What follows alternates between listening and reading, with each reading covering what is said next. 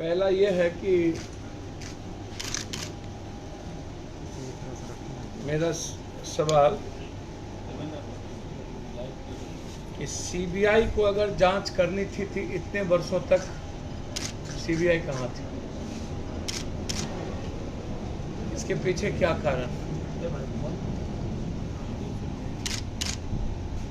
किस प्रलोभन में और किनके गुप्त समझौते पर आज तक सीबीआई ने कार्रवाई नहीं की? इसका मतलब कहीं ना कहीं गुप्त प्रलोभन थे, सांठगांठ था और सीबीआई ने कार्रवाई नहीं की। इसके पीछे कंप्लीट सरकार थी।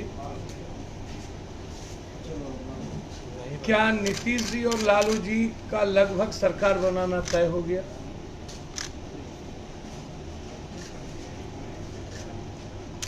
कौन है दोनों तरफ विभीषण?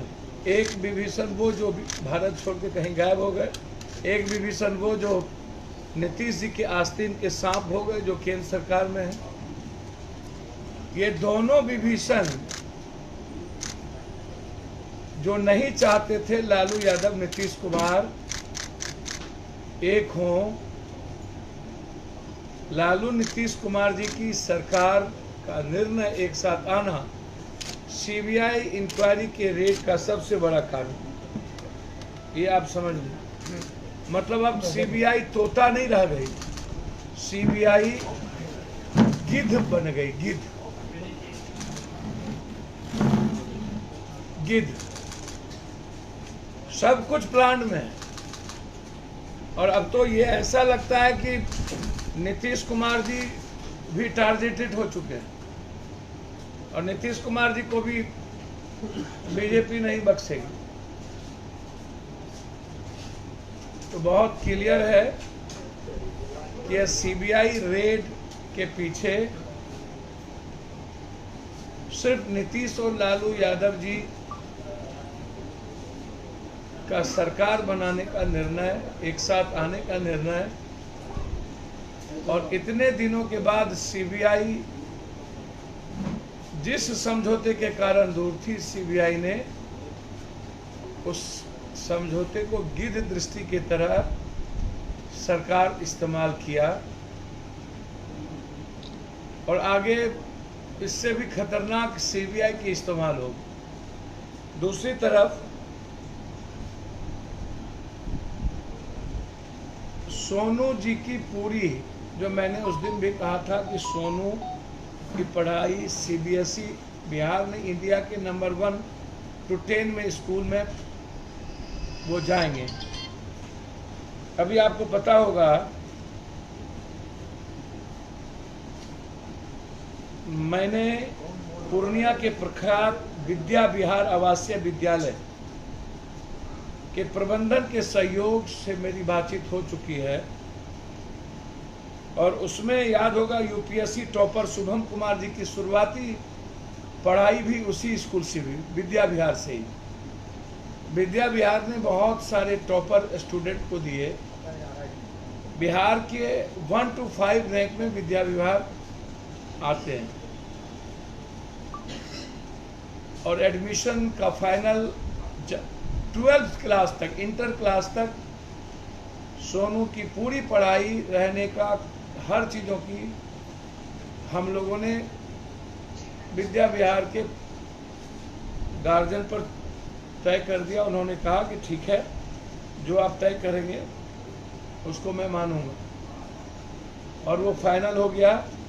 मैं उम्मीद करता हूँ कि यदि सोनू जी विद्या विहार स्कूल में नामांकन के साथ आईएएस बनने का सपना और तैयारी कर सकते हो तो 2 दिनों के अंदर उनका नामांकन विद्या विहार में फाइनल है।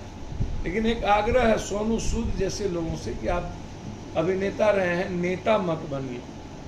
मुझे आश्चर्य लगता है कि आप नेता से भी ज़्यादा रोल अदा कर दिए।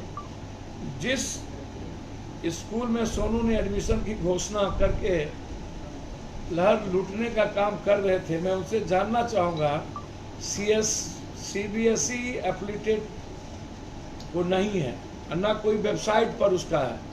मात्र 8वें तक पढ़ाई वहाँ होती है। तो इतने बड़े ठगने का काम क्या सोनू सूद या कोई नेता अपने बच्चों को, जिसका कोई वेबसाइट पर नहीं, सीबीएसई में नहीं, क्या नामांकन कराएंगे? तो इस तरह के नेताओं से और इस तरह के गलत मार्केटिंग करने वाला जो आजकल सोनू सूद जी के बारे में बाढ़ में भी मैंने, कोरोना में भी मैंने कहा था कि उनकी मार्केटिंग की गई, और पप्पू यादव जो दुनिया के लिए जिया तो मेरे पास कोई मार्केटिंग का रास्ता नहीं था। तो सोनू सूद जी हमेशा एक घर डनिया भी बकसता है और हमेशा नहीं चलता है, एक ही बार काट की हंडी चढ़ती है। अब दोबारा चढ़ाने का प्रयास किए।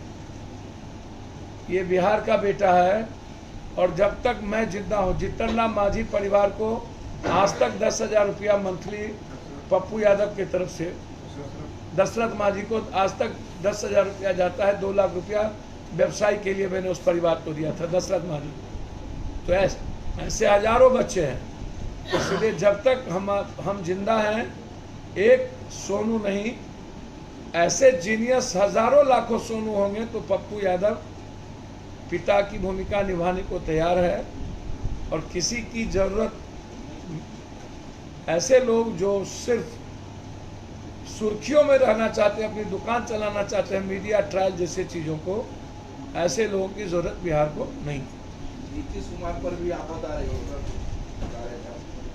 मैंने कहा कि जिस तरीके से लालू जी नीतीश जी का गठबंधन फाइनल है, सरकार बनेगी, 2 विभीषण आस्तीन के सांप, एक जिसको इन्होंने केंद्रीय मंत्री बनाया और एक जो बिहार छोड़ के हमेशा इंडिया छोड़ के बाहर चले जाते हैं, जो नहीं चाहते थे कि नीतीश और लालू यादव कभी एक हों, और वह लंबा सपना देख रहे थे। तो ऐसे समय में लंदन जाना और फिर सीबीआई इंक्वायरी होना और जगह जाना, तो ये दुनिया को समझने की जरूरत है। मेरा सिर्फ इतने कहना है कि मेरी समझ राजनीतिक रूप से जितनी है और जिस तरीके से आज आनंद फानंद में मीटिंग बुलाई गई है, उसमें साफ है कि बिहार बड़े बदलाव की ओर जा रहा है।